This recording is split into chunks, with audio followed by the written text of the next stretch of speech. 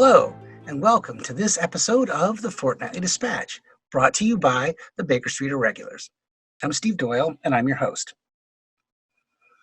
You know, every once in a while you meet somebody in this hobby that you just click with, and that's certainly the case with our guest today. I'm going to jump right in here because I'm anxious to get to it. Today, our guest is Ross Davies, member of the Baker Street Irregulars, publisher, writer, editor, and a very creative guy. So without any further ado, Ross, welcome to the show. I'm so happy that you're here today. This is great. It's a real treat, and welcome. Well, thanks very much, Steve. It's a treat for me, too. I'm thrilled to be here, to be in your lovely basement, or almost in your lovely basement. That close. We'll make that happen for sure. Right on. Make that happen. Yeah, so I'm really excited. I've got a number of things to talk to you about today, and what I want to do first is what we do with everybody. I think it's informative for and interesting to hear to ask a couple standard questions at the beginning of the show. So, Ross, where are you coming to us from today? Alrighty. Well, I am coming to us from Washington, D.C., which, as many of our viewers know, is sort of a diamond-shaped little bit of real estate on the eastern or near the eastern shore of the United States. And my house is right up in the very tip top there. I can go outside, and when my arm is feeling strong, I can throw a stone into Maryland from the house. And in fact, I am in the tiny third floor, very, very warm on a spring DC day attic of the house. So that's where I am, in the top of Washington, DC. Wow, that's pretty cool. That is really cool. So, great. That's interesting. So so I also like to ask people. I always, it's everybody has their own origin story, right? So, how did you? Tell me about your personal history finding Sherlock Holmes and, entering this world that we're in now. Alrighty. Well, it started in the late 1960s when I was a pretty small kid. My family would go camping in the summertime. Dad's school teacher. Mom, sort of a literary person. And at night in the tent, my mom would read us stories of all sorts. And not surprisingly, along with Father Brown and the Bastable Children and so on and so forth, we got Sherlock Holmes. And my mom was always sort of very open-minded about reading things to people regardless of age appropriateness. And so my first deep memories of Sherlock Holmes are living in fear of a snake for weeks. And I loved the stuff from the beginning, and kept reading them over and over the years. But for some reason, and I do not understand what it is, I do not know, I went from whatever it was, age 5 to age 50 without ever knowing of the existence of the Sherlockian world, and was only introduced to it relatively late in life by Judge Al Rosenblatt. But it's not that I was clueless about fandom. I mean, somewhere in this room or this house, I have a ton of old Tolkien fandom stuff dating back to the 70s. And in fact, in the late 70s, when I was in high school, I was Dr. Frankenfurter in our group that would go on Friday nights to watch the Rocky Horror Picture Show. And yes, it's just a jump to the left and then a step to the right, and so on and so forth. And in fact, at one point, it is mind-blowing now. I'm just telling you. It did overlap with my high school life, because at one point during my senior year, and I can't remember exactly how this happened, I ended up assigned to read the announcements at the all-school assembly. And with the help of some of my Rocky Horror friends, I got changed into my Frank outfit in time to go into the auditorium and read the announcements, dressed up as Dr. Frankenfoot. So, cosplay, and in fact, I think there was a good article about this in the BSJ a couple of years ago. Cosplay has been with us for a long time, and there are Sherlockians who love it and remember it from many years ago. So there's a picture of me as Frank in my high school yearbook.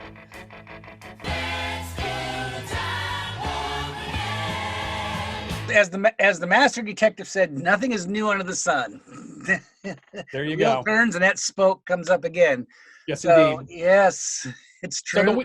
So the wheel turned for a few years, and then eventually, in fact, I was talking with a friend of mine who served with Judge Rosenblatt on the New York Court of Appeals about my intention to publish something about Sherlock Holmes in a law book that I edit every year. And she said that Judge Rosenblatt, who I knew of, and by the way, for those of you who don't know this, Judge Al Rosenblatt is a great figure in the law. He is a giant of American law, and is respected from coast to coast. She said that Judge Rosenblatt, he's quite interested in Sherlock Holmes. Maybe you should ask him about this. And so I called Al Rosenblatt and I said, any interest in Sherlock Holmes? I'm thinking about doing something for it, with it publishing wise.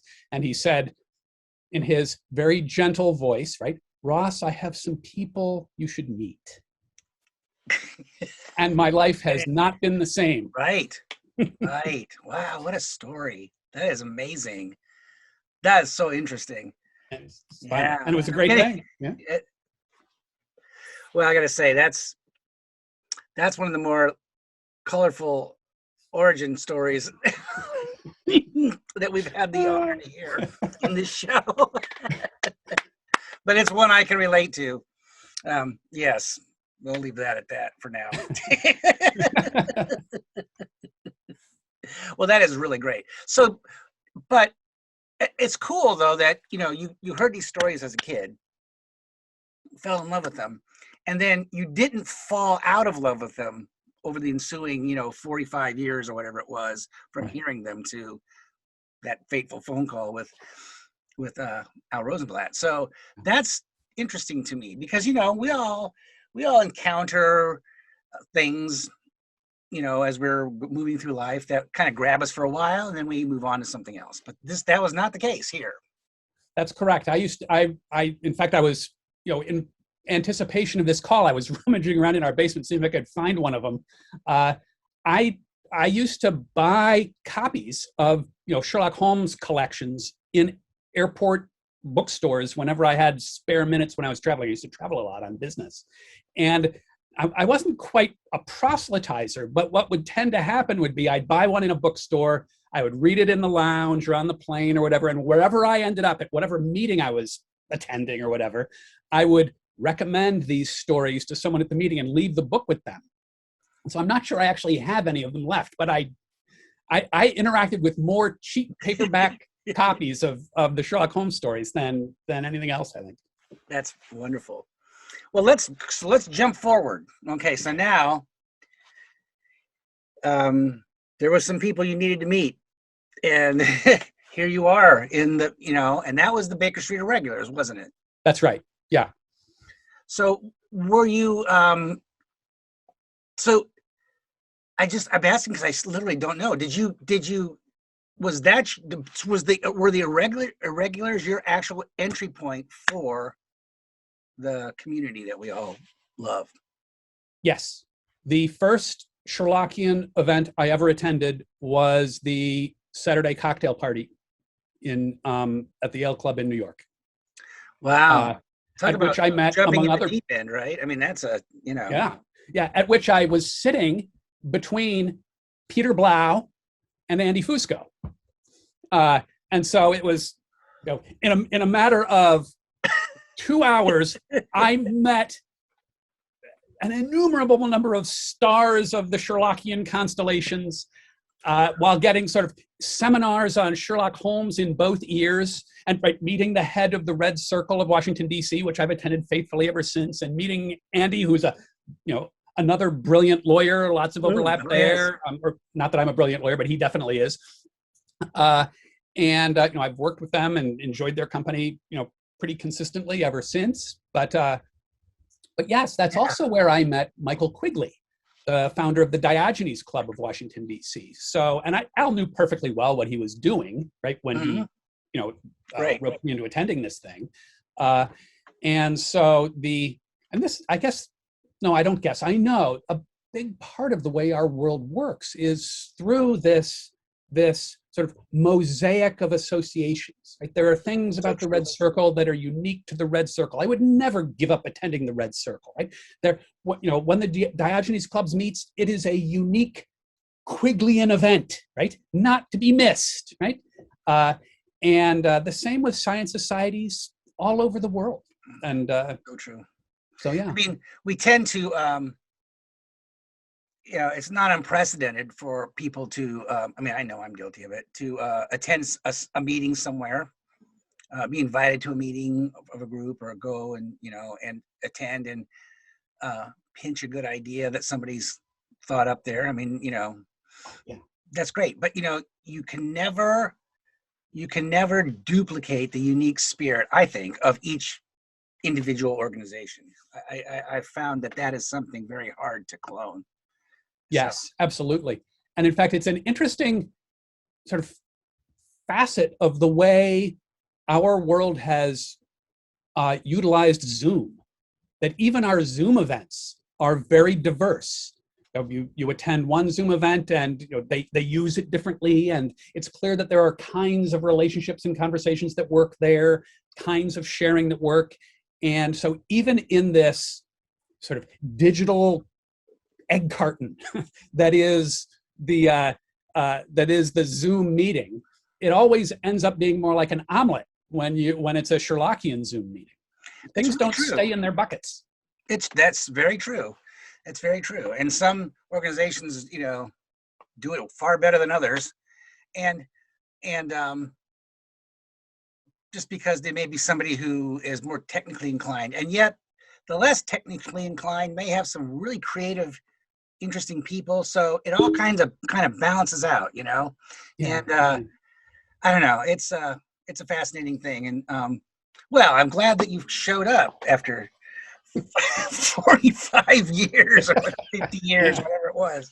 So, wow, that's so interesting. Well, I'm learning about your fandom background. I think that's really, that actually gives me some insight into some of the things that I've admired that you have done in the Sherlockian world. And you get fandom.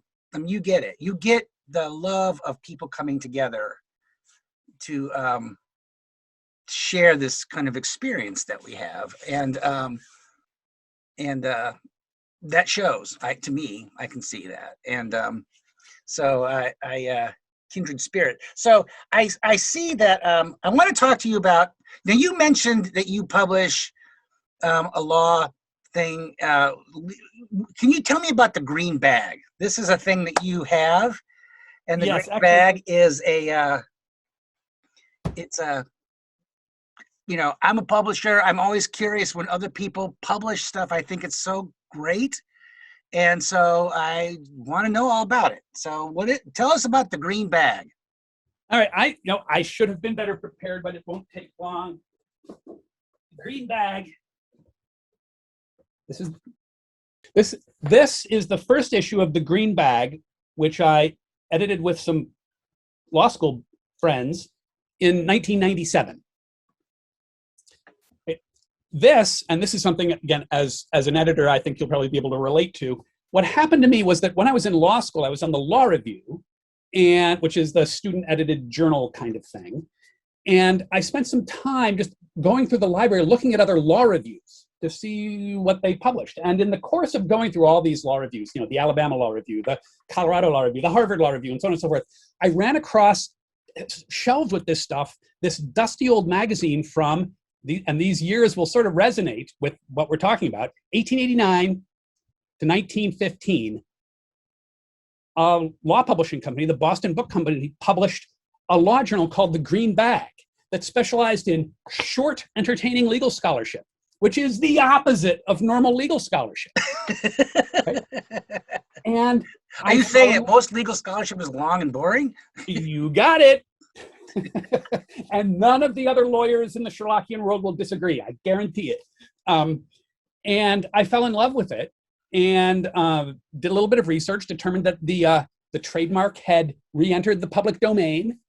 And so I incorporated the green bag and relaunched the journal in 1997. And I've been publishing it and editing it ever since. But what's happened is that over time, it's gone from being a quarterly journal to being sort of a small company that specializes in entertaining legal scholarship, which includes books and maps and all sorts of other stuff, but also sort of a toy company. We make bobblehead dolls. We make stuff that we call thought bubble gum, which is basically various kinds of pink rectangular tchotchkes with legal thoughts on them. We publish Supreme Court trading cards where we have paintings. Actually, here, I'll give you an example. Here's the art for one of the more recent ones. This is a painting of Justice Ruth Bader Ginsburg as Babe Ruth. Okay? Great. That is great. And so, but we turn this into a trading card. And our subscribers, so you're a subscriber to the Green Bag, you get this quarterly journal. Every once in a while you'll get, here's a bobblehead doll of Byron White, or Justice Byron White. Here's some actual thought bubble gum. See a little blister pack bubble gum. So the Green Bag started as sort of a pushback against boring legal scholarship, and it has puffed up or metastasized or whatever it's done, right, to become this this more elaborate kind of again publishing and toy company.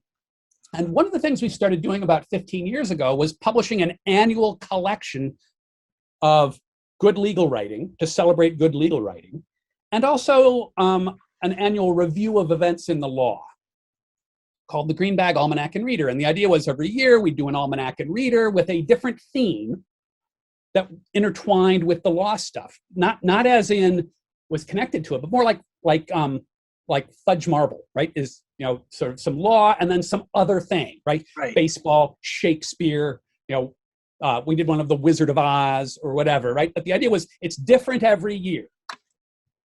Got it. And the basic theory on that was a thing that's just legal writing. Yes, someone will look through it and then they'll throw it away because that's what happens, right? But if we include some other cool stuff, it'll stay on the back of the toilet tank all year, right?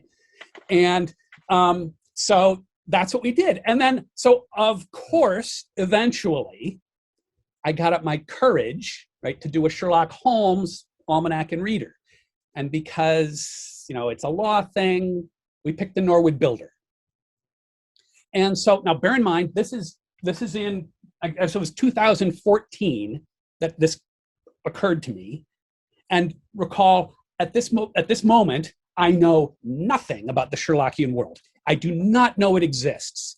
And so in my tiny little brain, I say, you know what? It would be really cool.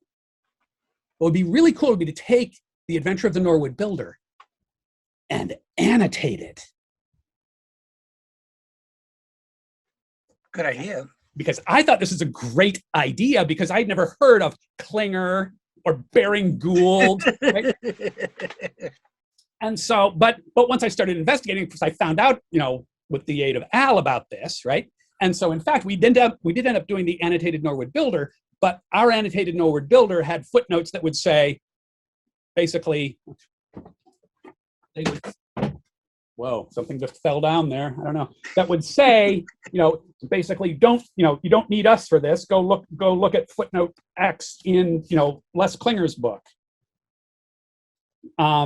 Yeah, right. So we would, where there were Klinger footnotes, we would just have a footnote that would say LSK, ref, retur, page 65, note 34, and stuff like that. We weren't reinventing the wheel.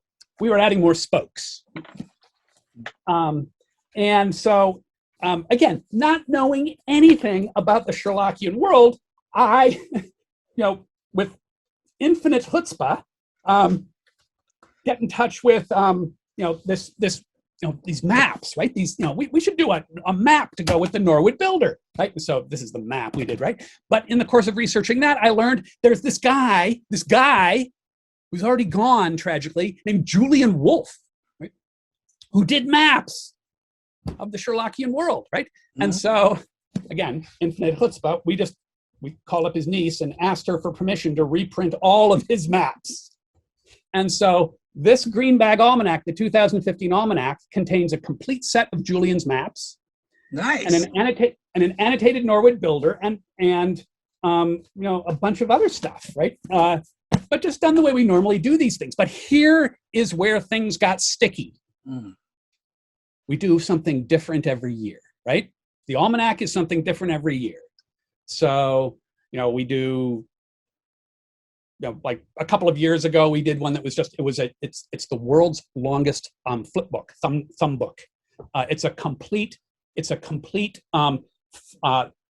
flick book rendition of Lyndon Johnson's announcement in the Rose Garden of the nomination of Thurgood Marshall to the Supreme Court of the United States. We got the film from UCLA and we turned the entire thing into a flip book. It's like 1,800 frames, right?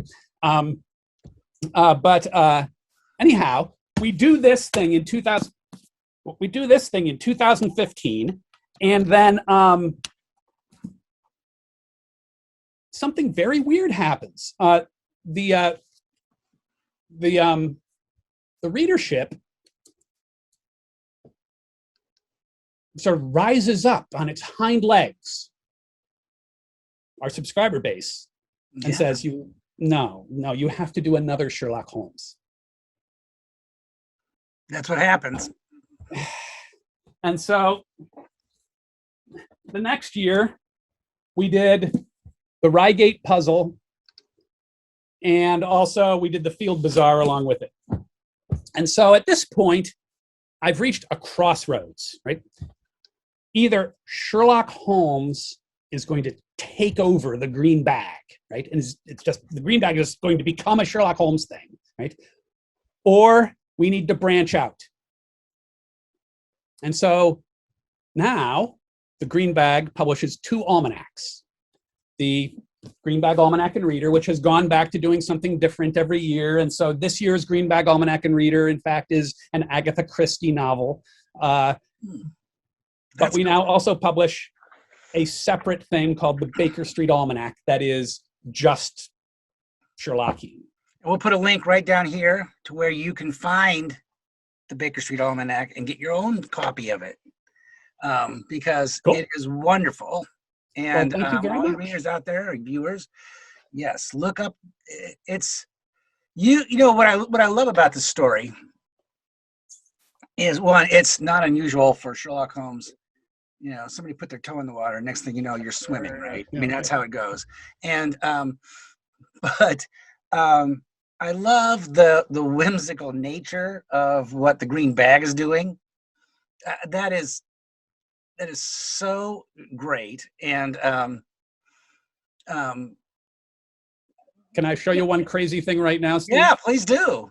Okay, what sort of actually this morning, the UPS truck pulls up with 12 very heavy boxes full of the 2021 Baker Street Almanac.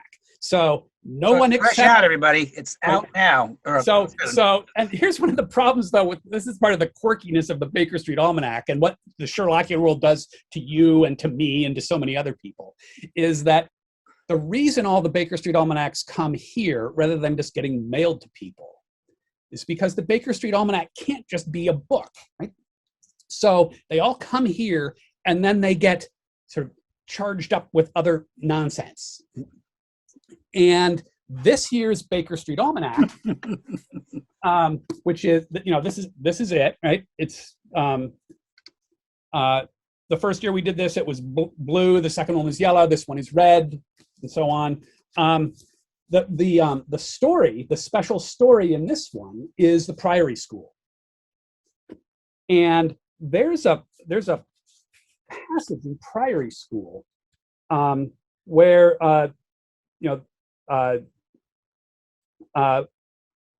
I'll read the passage. So Holmes and Watson are, they're talking, and there was an agitated knock at the door, and an instant afterwards, Dr. Huxtable, right, was in the room. In his hand he held, and this is where some of the fun of the sort of Vincent Wright fly specking of all this kind of stuff happens, right? Is in his hand he held a blue cricket cap with a white chevron on the peak. I wanted to include a blue cricket cap with a white chevron on the peak with this year's almanac, but here's the problem. You can't buy even the cheapest caps with a chevron on the peak. And the reason is because the peak, contrary to what apparently most people think nowadays, is not the top of the hat. It's the brim. And no one prints on the brim. The peak, go look it up in the OED. Who knew? Yes, who knew, right? But you can get a dark blue golf visor made of paper, okay, that you can fold flat and insert in a book, and that a Sherlockian can then take out of the book and assemble. Even my clumsy self can do this, I think. Go. So that we can all join the Priory School Cricket Club with a chevron on the peak. That is so great. And in fact, it's the Priory School Cricket Club. And I've taken a stand on the chronology. Okay, it's 1901. All right, you chronologists out there. Yes, indeed. Accept the challenge. Now, the other thing that is implicit here, of course, given the sort of the association of cricket with Oxford and Cambridge, is that this appears to suggest that the green bag is taking a stance with Guy Marriott against Nick Utekin on the question of Cambridge versus Oxford. Indeed. I want to disclaim taking any position on that. Getting stuck between those two titans would be a real problem. You'd be caught in the crossfire for sure. Yes, indeed. Hey, Ross, let us take a break. We need to get a word in from our commercial sponsor.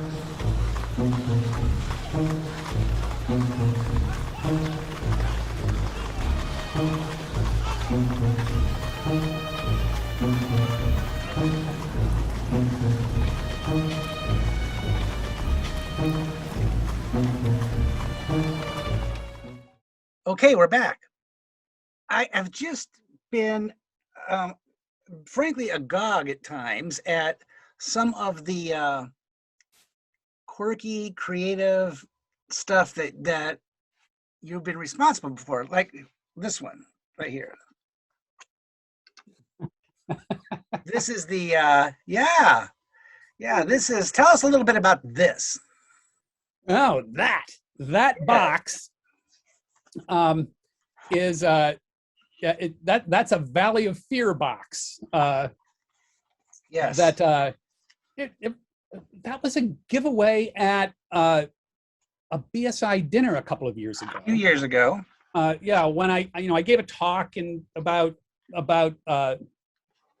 the Princess Mary brass box that were given, sent to troops, the British troops all over the world during World War I. And I just, sort of playing the game that we love to play, I imagined, what would they do for secret agents, right? People who could not receive something that was British.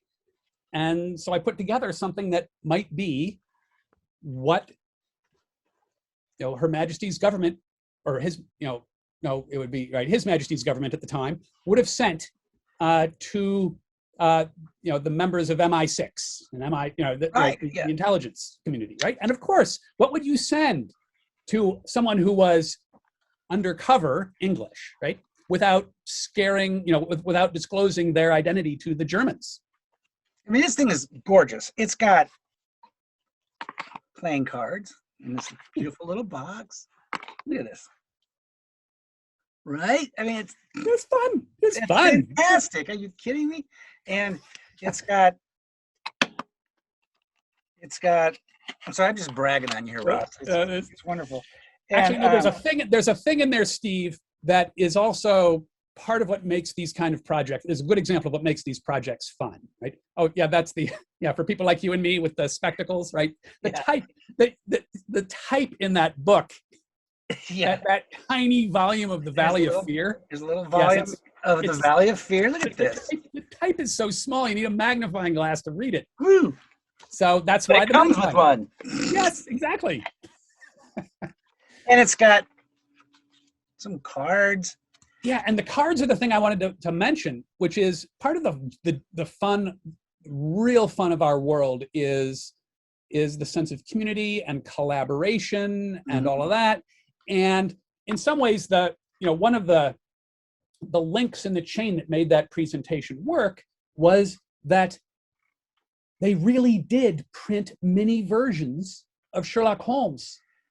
Right. And that's what kind Right? of blew my mind, that And, this and was yeah, kind of in the spirit of what they were really what doing. inspired you. Yeah. Yeah. But how did I know that? Costa Rosakis. He wrote an article about this set of these little books that he acquired, and that's where I learned about it. And that was essential to making this project work. And when I asked him if it would be okay for me to have from him, a photograph of one of those little books, he responded with this, this like boom, boom, boom, boom, boom of emails with picture after picture after picture after picture of all of them in all sorts of different arrangements, and a note saying, do whatever you want with all of this kind of stuff, bless you, which is so characteristic of him. Generous and nice and enthusiastic. And so part of what makes projects like this work is that we're all in this together and we enjoy doing this stuff together. I counted, by the way, I can't remember why I did. I don't remember why, it just came into my head now, in fact, that I had counted. 94 Sherlockians contributed to this book. That's astonishing. And as somebody who publishes not just books, but periodicals, that is a remarkable thing to be able to claim. That is really, it's a testimonial, really. Yeah, and it's a sign of the community. It's consistent with the community we're a part of. Well, yeah, let's talk about that for a minute, because people like me, and this is so for many people, I kind of grew. My first contact with a Sherlock Holmes Society was at the age of 14, and so really, in a way, I grew up. My whole life has been growing up and into and living within this community. But one of the things I find interesting about your story is that is not the case. And so you show up, right? Mm-hmm. And it didn't take a lifetime of living in it to sort of get it. You showed up and saw it. Is that a fair statement? I think there are two sides to this. First of all, yes, I did show up and I saw it, but you can't see what's hidden from you.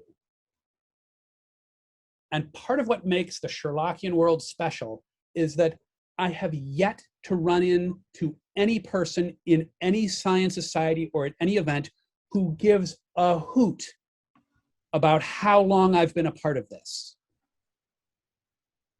What they want to know is, how are you, and what's your name, and what do you do, and what do you think about whether this, that, or the other thing is canonical or not, and all this. Right. The level and the completeness of the welcomingness in the Sherlockian world is unlike anything. I agree. It really is. I know you know this as someone who has other interests besides Sherlock Holmes and other areas of fandom, I guess you'd say. That's not always the case. It isn't. Yeah. And it's to me, it's one of the most unique, remarkable things I've ever known, really. Yep, And I agree, yeah, 100%. it is remarkable. So yeah, it really is. Well, I love the fact that the almanac is booming. It found the minute I saw it, I thought, where has this been all these years? That's what I thought. I thought, thank goodness someone saw the space for this, because it's so good. And so just saying. Thank you, So Steve. Well, I got to say, it is a blast to put together. I'm sure. Uh, so many nice people, but it's also, and you as a publisher know this, right? All 94 things have to come together, right? Oh yeah. It can't be 93 if it's going to be 94. And I think again, this is right. This is part of what makes, or this is another, or I don't know whether it's a cause or a symptom or whatever it is, of the wonderfulness of this world, is that people are so good-natured about stuff, Mm-hmm. right? And so, I'll say something like, well, this can't go in this year. Maybe we can use it next year. And people don't fall over on the floor and start kicking and screaming. They say, okay. Yeah. Okay. They assume I'm operating in good faith. They assume I'm doing my best. They assume I know they're doing their best. And we just trundle along. Yeah, it's really, it's remarkable. It really is. People are, everybody realizes that this is an avocation and not a vocation for anybody, really. And that'll get you a lot of latitude, I think, knowing that people are so, well, like even with this show, I mean, people are so generous and so forthcoming with their support that, on that day where I've got to edit the podcast and I'm not feeling it, I'll open the email and there'll be an email in there, so it's like, all right, I'll go do it, So, Yeah. Well, anyway, great. Now, I want to talk to you about something that I just really think is wonderful, and that is this book right here. I'm going to put this up right here. I hope you all can see it. This is a thing that appeared this year, and it was earlier this year, right? Yes. And, I think it actually was printed into last year, but who knows? You know what? In the pandemic, everything happened last week. Isn't that so? I mean, it's just like I don't even really know what day this is. So you think I'm joking? So oops. So yeah. So I know there's a backstory to this book. So tell us what this is, but I'll leave it to you to maybe the backstory needs to come before this story, but this book is it's Holmes Reads Holmes, Reflections on the Real-Life Links Between the Jurist and the Detective, in the library, in the courtroom, and on the battlefield. So tell us about this book, Ross, because I think it's wonderful. Well, thank you very much. I will, but before I do, I want to, because there is sort of a nice segue here. If you pick that book back up again for a moment, I'm going to tell a story very briefly about Mike Whalen, Marianne Bradley, and Steve Doyle and Mark Gagan. And it's this: when I was coordinating putting this book together, I knew the perfect picture for the cover because I had seen it in Mike and Marianne's library. It is the original Sidney Paget artwork from the end of The Hound of the Baskervilles. And it's a beautiful picture of Holmes and Watson together, right? What makes it particularly intriguing and resonant for this book is because this book is part Sherlock, part law, right? Because Oliver Wendell Holmes is a great lawyer. That particular portrayal of Watson even looks a little bit like Oliver Wendell Holmes. And so it's a beautiful work of art. It's a very warm feeling piece of Sherlockiana, and it also fits the two characters to a certain extent. So I boldly call Mike and Marianne and say, may we please use your art on the cover of our book? And they say, certainly you can. But you can get a better image of it from Steve Doyle. So I call Steve Doyle and I say, Steve, Mike and Marianne say I can have a really good image of their artwork from you. To which Steve super generously says, well, actually, we invested a ton of West Express resources into making this image beautiful. But we will license it to you. To which I said, thank you, and thank heaven for you and people like you. But this cover would not have come together if Wiggins indeed weren't so approachable, right? Right. It wouldn't have been possible if we didn't have the technical expertise and professional expertise of people like you and Mark to make these things usable. It's just a nice example of everything we've been talking about. Now, so thank you, sir. Now, the backstory to this is that I'm a law professor. I teach in a university. It's what I do for a living.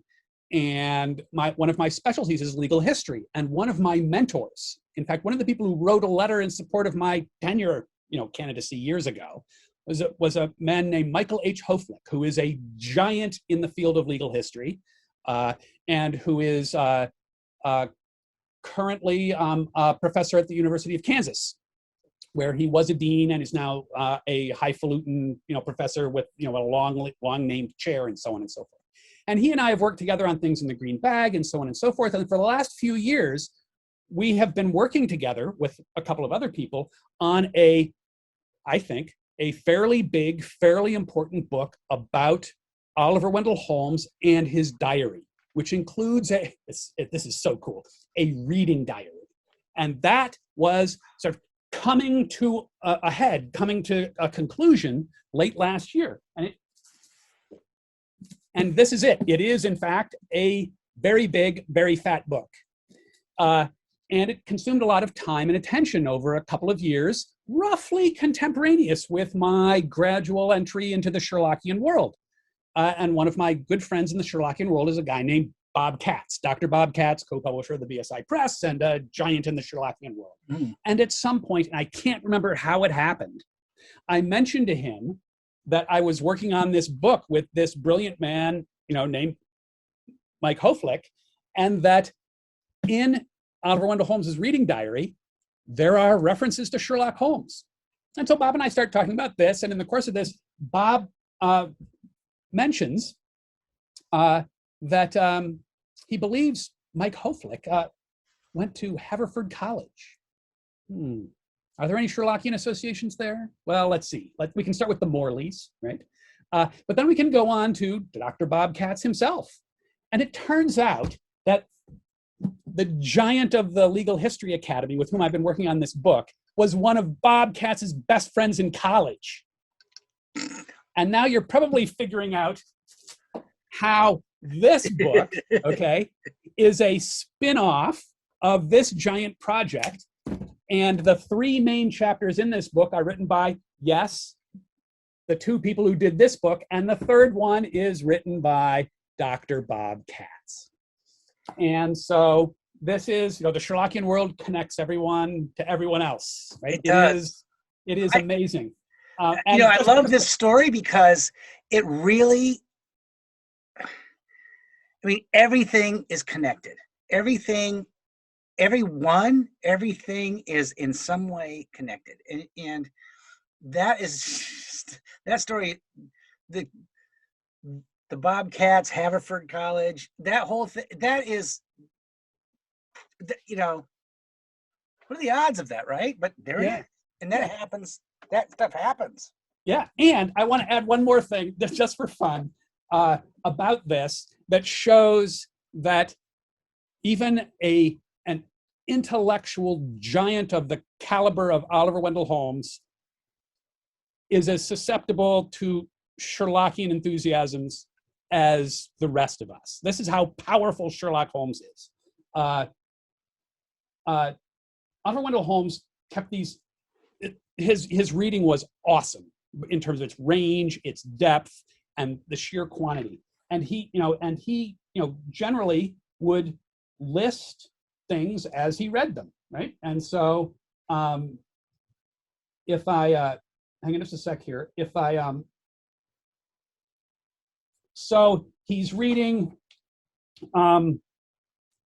Kant's Prolegomena, Hope's Indiscretion of the Duchess, the Lilac Sunbonnet, the Dolly Dialogues, a book on matrimony, Rope's History of England, Richard Barr's Troubled Times, Scheffel on the Quintessence of Socialism, right? He's listing everything he reads.